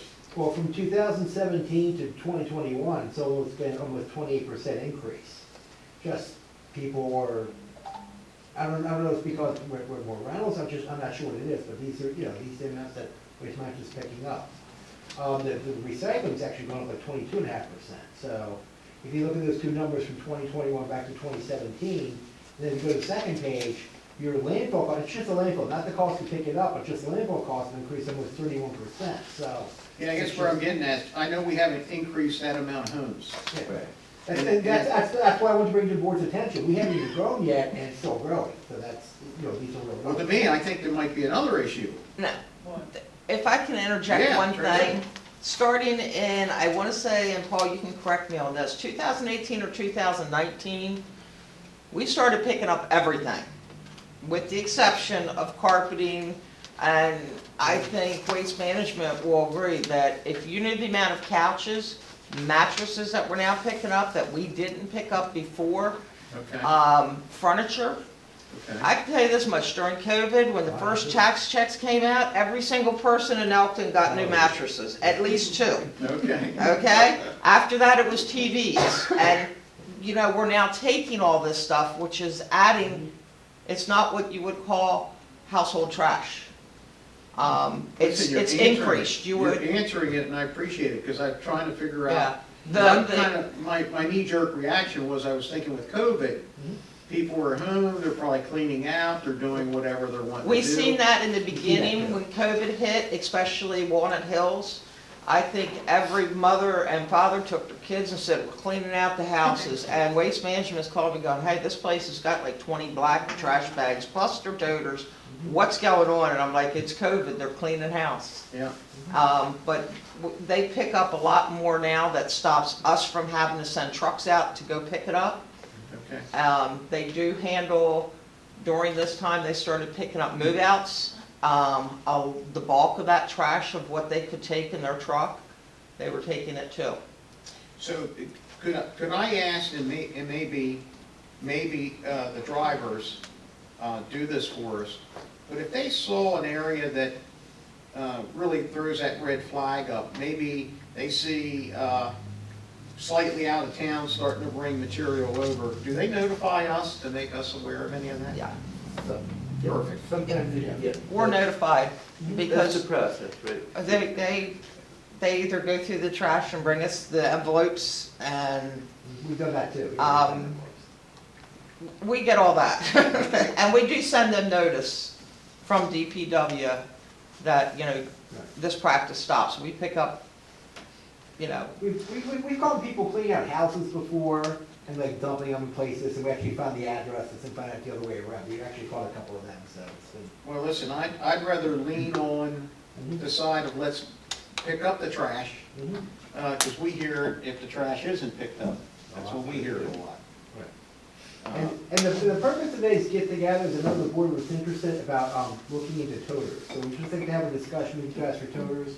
What are you thinking? So based on that, so Paul can kind of figure out which direction to go to from here. So. Well, I'll kind of speak for myself. Now that it's just my wife and I, our recycling is more than our regular trash. I think we have 1 bag of trash. And my recycling is actually quite a bit more than the other. I know the challenge that we have in town is we have a lot of townhouses, we have areas that can't really take their toters out, but I need to know what's better for, what would make things more efficient. I necessarily don't think we need the big containers now for trash. That's kind of my feeling. Maybe, I don't Before know. we lose sight of that question, Mr. Mayor, may I respond? Yes, yes, Because yes. it's a fantastic question. For one, yeah, the fact that recycling is static while Yeah. trash is going up, I mean, I think your case is a bit of an anomaly. Is that what we're seeing? The numbers don't bear that. Numbers bear that trash the opposite. far outnumbers recycling We by. also got what's called the Amazon effect. It probably kicked in 2017. So that's the other thing that happens, you know. With all these developments, I mean, you know, getting things right away, you know, they kind of throw everything away. So. And to your point in terms of like the operational burden, I love the idea that you had even considered what it means to us to collect everything. It has a great operational burden on our team. We've committed 3 trucks to a Monday, 3 trucks to a Tuesday, but we're close to having to commit a 4th truck. It looks And like we've grown from 2 and 2 trucks Monday, 2 trucks Tuesday, to 3 trucks. So it's not sort of the design. So because this number is growing so dramatically and drastically, we're sort of in a position where we didn't foresee this landscape developing. So adding another truck is a significant cost to us, as you can imagine. Just something to consider in terms of if we're looking at carts. Carts would, with the right controls in place, would help limit this from continuing to escalate as it has. You know, if we say you have a cart plus a bag, if you have a cart, some semblance of control is going to help sort of beautify the landscape for one, right? And sort of establish meaningful methods of reducing costs to the town in terms of disposal, as well as give us some assurance that we know what to expect and we can sort of forecast how we sort of operationally collect it. Otherwise, No, I follow you, and I think that you know, we all know that come Christmas time, we have probably more trash than ever can imagine. That's kind of a norm. Yeah. But, you know, I would be willing to say that, you know, a container and a bag is more than sufficient for any family. But I would say that we also have to give them, you know, maybe 1 or 2 rain checks during the course of the year, or they should call and say, hey, listen, I'm cleaning out my garage and I'm gonna have, so you're aware of it, right? Does that make absolutely. sense? Yep. Tracy gets those calls too. That practice works in other municipalities. I think, given the behavior and just sort of the conditioning that we've seen of late, it's gonna require some education. Could you give us the policy from other municipalities, and we'd like to take a review of it? Absolutely. In You fact, guys if I- okay with that? I'm fine. Yeah, I'd like to see that. That's a good plan. Yeah, and then, because we would have a little bit more control, because I know, listen, we have more rentals than we have single-family houses. We have that challenge too. And we have a lot of evictions, and when the evictions happen, that gets spread out, and we can't, from our standpoint, the first thing you want to say is, well, it's up to the landlord to get it done. Well, it is to a degree, but when it takes them 3 days, and you got all the other neighbors calling us personally, it doesn't work that way. Then we Right. call Dan. So our best play is to get it out of there somehow. We understand.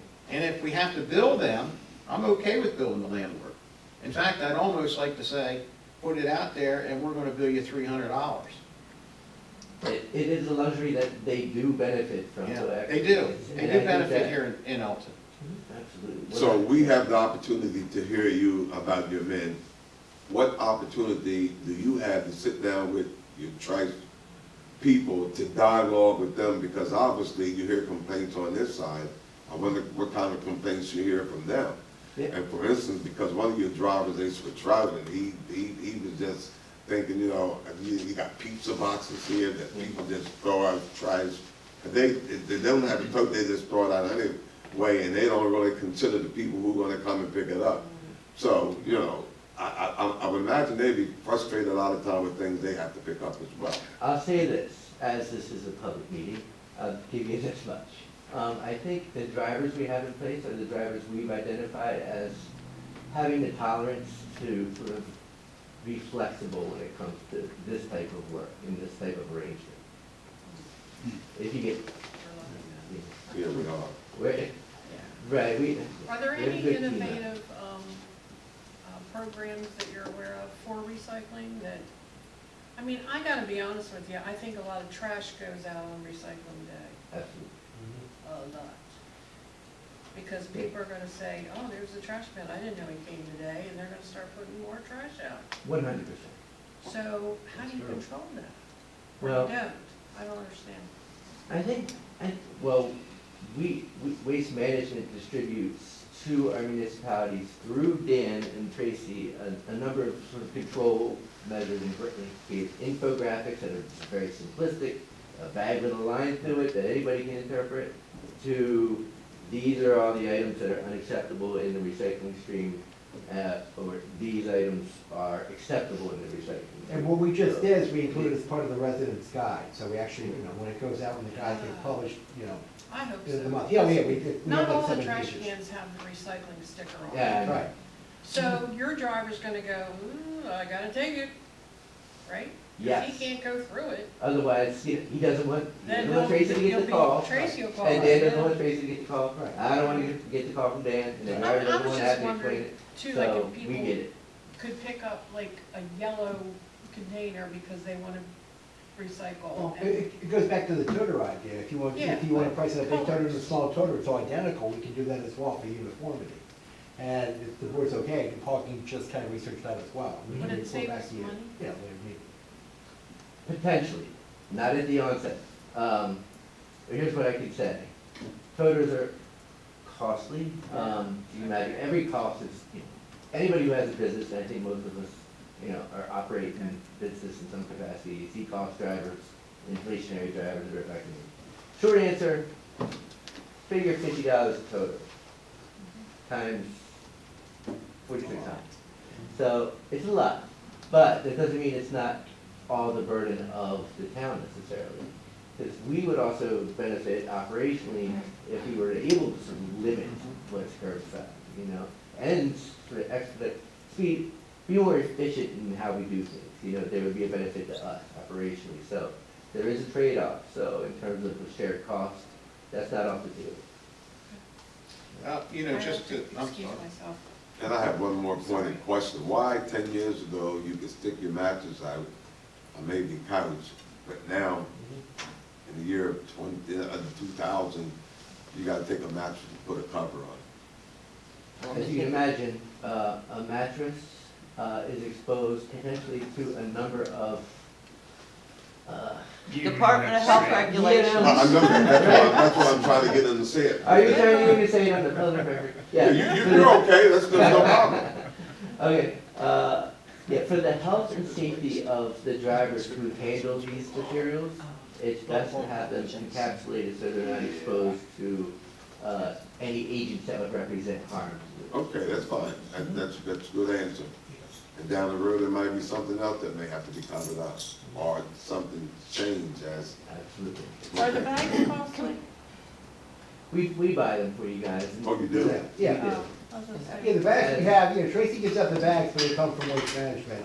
Again, they've been good partners for the whole thing. When the whole thing started, we brought it up with them, and they stepped up and gave us some bags. Oh, that's all right. The other thing is at the time of COVID, Commissioner Givens, the Waste Management sent a memo to me saying, these mattresses, we gotta do something, they've got to be bagged.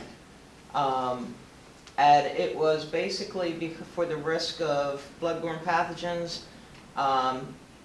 We had one incident where the driver called me and said, I'll never pick this up again. It was loaded with bed bugs.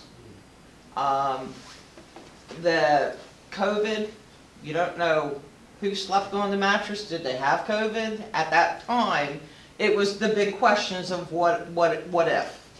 And Waste Management, Paul brought us rolls and rolls of bags, and we've been through them. And rolls and rolls of bags went out. Some of the trucks of our trucks have the mattress bags on the trucks. Matt Donnelly, bless his heart, if he's riding down the road and sees a mattress, he will stop and hand it to them, say bag it, and they'll pick it up. So they do have the mattress bags. So invest in mattress. If your 401k is dipping, it's not like, set some, if you want to diversify, put it in mattress. I was gonna make a comment that on the recycling toters themselves, there could actually be some type of photograph of what to be put in that recycling toter. We absolutely do that. We sticker them and we also stamp them. Nice. Yeah, so all that guidance is there. And I'm probably jumping ahead and making my hands slapped. But I do, I got a name from one of my colleagues for the state of Maryland that I'm going to appeal, not necessarily on behalf of the town of Elkton, but I want to see what grant monies might be available to help support the implementation of a hardened recycling program. Nice. So what is the procedure, and are the citizens aware of the procedure for actually obtaining a bag for the mattresses? Yeah, they're directed by way of, we share a calendar every year that colorizes each service day in the calendar and outlines each district that's serviced on specific days. And we note our observed holidays, but it also provides guidance on how to do certain things, like if you have a mattress bag as well. That's one of the items that we incorporated, or Dan incorporated into the mail, right, the guide. This is also in the residence guide. It's also on the town website. So typically they call the department. Tracy knows, again, how many calls you've gotten on bags? A lot. So yeah. Is something like that delivered to each house? That's part of the residence guide. It'll be part of it. Rob, most of the people will call and say, hey, my mattress didn't get picked up, and I'll ask them, is it bagged? If they say no, I'll tell them, come down to Public Works, pick up a mattress, it's free of charge, bag it, take the end, and it'll be going your next trash day. And they're fine with it.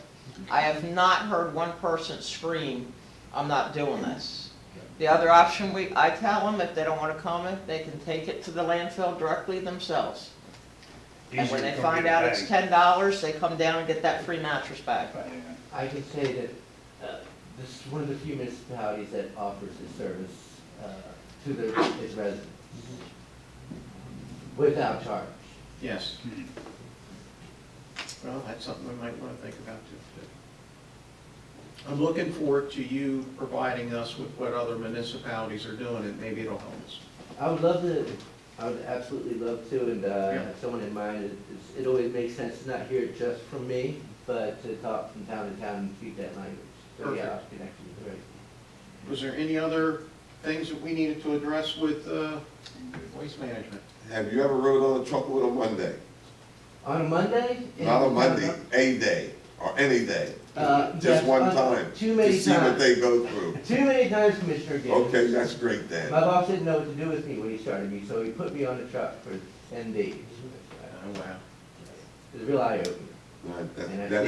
And that's true. Despite that experience, I stayed on board. And that's great. Again, to put on perspective, we have over 4,500 accounts, and if we get like 3 or 4 calls at the most every week, that gives you an idea of the percentages. Waste Management's been a good partner, Tracy's been a good partner as well, so I think we do very good for the residents. I think what we'll do now is Paul will find some more information, we'll come back another workshop and we'll update. They've done a great job, I've seen, over the years that we've had, they've done well. We're very fortunate. Thank you for that feedback. Yeah, I'm happy with the service, personally. I'll bring that feedback back. The drivers will be very pleased to hear it. Very good. Well, thank you. Thank you. Thank you, Dan. Thank you. Okay, and I think our last item on the agenda is the VoIP services, voice over internet. Is that correct? I don't know what that, that's what it stands for. So we got Chris. I think Chris is on. Yep. And he's going to give us a little rundown of, hello, first time we've ever met. We wanted to get a little bit more information on this VoIP service, and tell me how you can help the town of Elkton.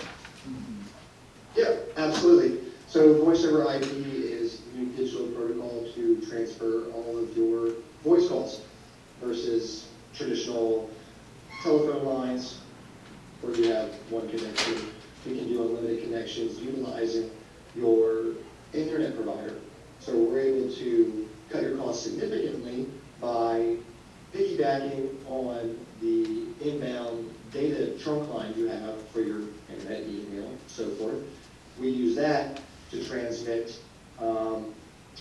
your voice calls digitally. The benefit to that is we can do unlimited calls, we can scale pretty much infinitely without having to come in and physically install more phone lines into your building. So it's called the wave of the future. Plain old telephone lines are on their way out, so we are reaching out to municipalities to see if we can help them cut their costs and better their communication with their towns. Excuse me. Chris, is there other municipalities or other businesses throughout the state of Maryland that you're doing business with now? Yes, we are just starting to reach out to municipalities this year. We are situated south of DC, so we are supporting businesses from local restaurants to doctors' offices. We've got multi-location retail establishments that we allow them to be on the same phone system, so to speak. You can call one store, say, I need to talk to some person. Oh, they're working in our Virginia location, so let me transfer. You can transfer them over. So multi-store locations, like I said, restaurants, construction companies, Not a small, what I guess we would consider small businesses. But yes, good amount of clients down here in the southern region, but so reaching out to municipalities has been our going into this year goal. So, you know, you've touched on a couple good things. One of the challenges that we've always had here in the town of Elkton, I believe it's been a challenge, is transferring a call from this office to another building that without, I think the way that we do it now, don't we have to actually hang up? Correct. We actually hang up and we basically say, call the other entity. But you're saying with the voice over, it would be, we could transfer them without? Absolutely. Yep, you can set up multi-location server. So what that means is when I call the main town of Elkton, it goes to one individual person or maybe a few people. They can answer the phone, act as the switchboard, say they want to talk to waste management. They could be transferred from there. Say they want to talk to the mayor's office. They'd be transferred to the mayor's office. Or, you know, to get a building permit, you could be transferred there. And these are all, whether or not they're in the same building, or they can be, you know, across town, they can be across the country. And you can transfer inter-server, if you will, because it's all server-based, those calls. So the biggest challenge, of course, we have is if we lose internet power, what happens? We have no phone lines. Yep, so what we do in that case, if your ISP may not be the most robust, you know what happens. Your local provider has an outage, the wire comes out. So what we utilize is LTE failover. It's a piece of hardware, and that's building specific, so each building would have to have that. And as your internet provider fails, it will automatically switch over those voice calls to a cell tower, whether it's Verizon or AT&T, whoever the provider in the area is the best. We do that, and you never lose voice calls. So the hardware will sense your local ISP, data connection loss, and automatically flip over to your LTE failover. So that is definitely a recommended option for every customer who has a mission critical phone call, you know, phone calls. Very good. Now, we had, we've all kind of looked at it here, and we had Mike Devine took a look at it. Mike's our IT guy. Mike, what do you think about this? Can I ask your opinion? About voice over IP in general? Yes. It is the future. Copper phone lines are going to go away. The FCC tried to eliminate them this year, but because 65 million people still have them, it's been extended 3 more years. But yes, copper phone lines are going to go away, so we need to plan for the future. Very good. Yeah, go ahead. I have a Chief. question too with the police department. Voicemails. Do you have that system in place as well? A voicemail system? Yep, so as I mentioned, it's very scalable. We can deploy extensions on the fly, where you could have an extension for every person in the building. Every extension gets a voicemail. So, and they can check that voicemail, obviously on premise with a physical phone. They can call in to their extension and they can check it remotely. So if they're out of the office or working remotely, they can do that. It's a handful of other features such as web phones where they can use their computer as a phone, or even direct their extension to their cell phone. Say they're working from home, maybe they got a little bit of a bug or something, they're just not going to come into the office. Great, we'll send our calls today. I'll still work from my laptop, but my calls will come into my cell phone today. So you know. But yes, voicemail, every extension, comes with voicemail, their own personal voicemail. Okay, so I have a number of officers who don't have their own extension, but have a need for voicemail. Do you have a solution for that? I'm sorry, they need their own voicemail? They do need their own voicemail, but they don't have their own office extension. So. Or they don't have like a desk phone, so to speak.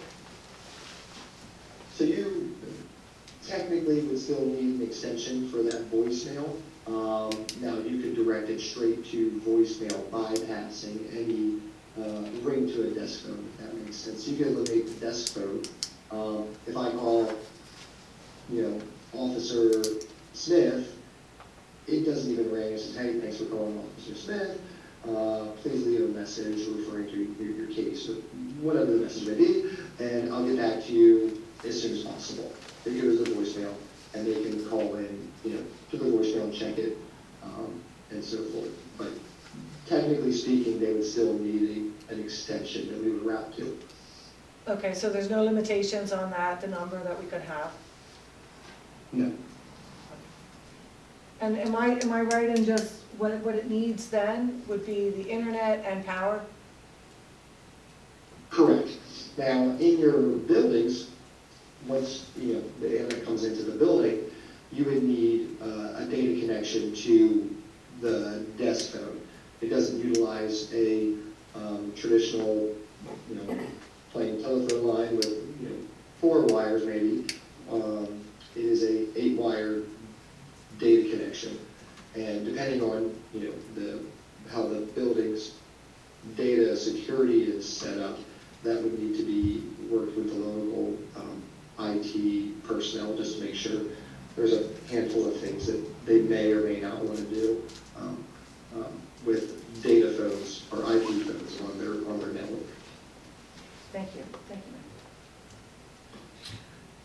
Chris, would you be kind of available to maybe take a tour of our sites and meet with our IT to see if we've got the hardware opportunity in here, and then maybe give us a ballpark figure, because depending on what the cost of this is, could be something that we have to put out on bid. Absolutely. Yes, I can be available, and that is obviously what I would recommend, just to get a lay of the land, a true understanding of the infrastructure in the building. There's obviously hardware costs with phones. You can be very basic in your phones and have great functionality for a single use or a single extension, or you can have your switchboard where you can send calls to all over the town. So each of those phone that for hardware has different costs associated with it. So saying we want X amount of phones that can do this, this, and this, and the rest are just single line basic phones, will really allow us to fine tune that price. I think the phones that we have in here now are pre-Merlin phones, and I think they were probably from 1994. I think these are just, the whole system is an old system. Yeah, I am available whenever it works for. Well, I would say, Lou, would you orchestrate that, or Michelle? Michelle had to tie it in with Mike's schedule. So we'll get our assistant town administrator to get with our IT guy and coordinate a time for you to come down. Absolutely, that sounds great. Well, listen, anyone else have any questions? I think I'd like to know what kind of the ballpark figures are going to be. Thank you, Mike. Thank you, Chris. Yep. Thank you. Okay, did we have, the only comment I wanted to make, I'm assuming we're not any further with the knowing whether we can give any ARPA money to any entities. Well, excuse me, let me back up. We haven't gotten the Treasury Department's information yet. Okay. I can check on that. I wanted to Right, yeah, So we haven't received any of the Treasury information, okay. And there is a follow-up webinar on Friday. Follow-up webinar on Friday. And is there, well, that's good. Let's see what it brings. Anything else for the good of the town of Elkton? Everything's good, I guess. I had one comment that I meant to bring up before the meeting started, and I would probably direct this to you. There's a boat that has been parked out back of, in the parking lot out back of my shop for about 2 months. It's not bothering me, it's been in the same spot, you know, but about a week or so ago, my son told me that the creek actually flooded and came all the way up to the back of the buildings and then receded. Now, if it does flood, like it did a few months ago, that boat's gonna get picked up and the trailer right with it, and it's gonna be a projectile. So I was wondering if we can't somehow contact the owner of that boat and let them know at least of that potential. I don't know if they're breaking any ordinances or laws, but I think that there's a danger that that boat could be picked up and swept away in the next flood. We can survey that. It's Emerson Hills, from Hill Culinary. Who's that? Emerson, not Emerson, what's his first name? I don't Hill, know. the guy that owns Hill Culinary. Oh, is that his boat? He's moved it around, he had it next door to Brad's. Yeah, like I say, it's not bothering me, and there's plenty of parking out there, but I do worry that it may be picked up and swept away. We can put an anchor on Could put an anchor on it. It's on wheels though, isn't it? It is on wheels, it's on a trailer. Yeah, I think as long as it's on wheels and it's tagged, I don't think there's any hiccup with it other than it might Yeah. float away. Yeah, that's the only problem I have with it, because it almost got swept away 2 weeks ago. One other thing, also, I know that a lot of properties are getting accumulation of vehicles, and they're untagged or they're junk, and I can respect the police department because of your personnel. I don't know how we're gonna get around it. An example of that, if you go down to West High Street, the end of it, to your left, you'll see about 7 cars sitting in that yard, and they're rentals. And, you know, we were always very adamant in making sure that didn't happen, but we're in different times, and we have different personnel, but they can show and can't do this. Building and zoning will handle cars parked in parking lots. Who's that? Building and zoning. It's in the parking lot? If it's in a yard, Right. if it's in the street, then the fleet handles. Well, I know that, but I just wanted to bring that I'll up. have them check on that. Thank you. And the last thing, you know when Reverend Brown or the Elkton Color School is gonna get the final notice? Because Reverend Brown will have a ceremonial passing of the torch, if you wanna call it that, and he wanted the board there and I guess some people, so. Yeah, actually, he sent me a little text here a minute ago, or an email, and he said that he would like to do it February 21st. Yeah, I talked with him today. I think that's a good day, Right. right? What day of the week But that is, we're not right? here then. I was telling him that we're here usually on the Wednesdays. So that Yeah. would make us show up. Yeah, that would be, he wants to have it, it sounds like he wants to take it outside the school, weather permitting, with chairs and tables. Well, I don't know what he's planning to do with that, but yeah. The 21st, we know where our staff's off. Yeah, I know that. And I told him that we're usually here on a Wednesday. Because otherwise, you know, You want to do it on Wednesday, tell him on Wednesday, or you? we're here then. I Yeah. mean, you won't be forcing someone to do something they have to do on their title change. Yeah, I think that the one, he was talking about inviting the delegation, and Monday's their day off. It's Tuesdays off. The delegation, like Hornberger and Senator Hershey. Well, that's fine, but everybody's gotta look at their schedule. If I you know. already have your people here on Wednesday, We'll be and you're here. accommodating, then they ought to be able to make the adjustment. All right. I'm saying. Listen, I'm happy with Wednesday. Wednesday's a perfect day for me. Well, then, no, it'd be a Wednesday. Okay. So we're talking about getting this done during the hours that we would normally be here? Now, what they want to do is, the settlement has happened for the school. And what, since it's Black History Month, the month of February, it would be a great time to do a ceremonial signature of the deed, or of the deed and they're wanting to, I'm just letting you know what. Yeah, I would love to be there, but you know, with my schedule, Yeah. I'd either have to reschedule an appointment. Yes. That's why I said I'm gonna do. Or do it earlier in the day if we can, but I don't wanna miss that. Yeah. So if you can get me the time that we're gonna do it, then I'll tell them it'll be on a Wednesday. Perfect. And you already got the schedule set up and. Yeah, let well, me you know, sometimes I have to move appointments around, dude. All right, you're in charge. I'll go back All right. and I'll call you if it doesn't. All right. And if not, we call Lewis, because All Lewis right. can answer everything. Lewis can handle it. All right, thank you. Meeting adjourned.